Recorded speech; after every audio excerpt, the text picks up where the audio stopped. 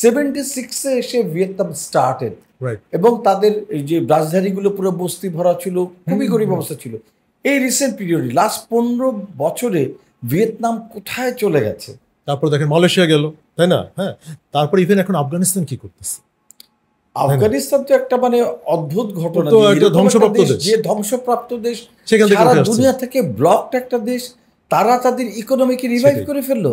চিন্তা করেন, তারা তাদের মুদ্রা বিনিময় হারকে কত উপরে নিয়ে গেল। এখানে দেখেন যে হার্ডওয়ার্কিং, প্যাট্রিয়টিজম সবকিছু একসাথে ক্লিক করছে। এবং শ্রীলঙ্কা, রাইট, কয়েকদিন আগে আমরা শ্রীলঙ্কা, ওদেরকে আমরা কি লোন টোন দিলাম, হ্যাঁ লোন ফেরত পাবো কিনা, নাও দে হ্যাভ কাম ব্যাক। এবং তাদের যিনি গভর্নর তিনি ওয়ার্ল্ড রিকগনিশন পাচ্ছেন যে one of the best governor. Right. So Sri Lanka কিভাবে এই জায়গায় চলে গেল? শ্রীলঙ্কার দেখেন, আমি তো শ্রীলঙ্কাদের সাথেও কাজ করেছি, they are very work driven.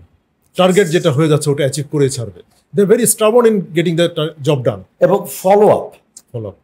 ওদের শ্রীলঙ্কানদের যে জিনিসটা সবচেয়ে ভালো সেটা হচ্ছে কন্টিনিউয়াসলি তারা ফলো আপ করে, লেগে থাকে। আর হচ্ছে ওদের নেশনের এডুকেশন লেভেলটা দেখে, ওটা কিন্তু একটা এজ তাদের, বাইরের কমিউনিকেশন সব কিছুতে ওটা।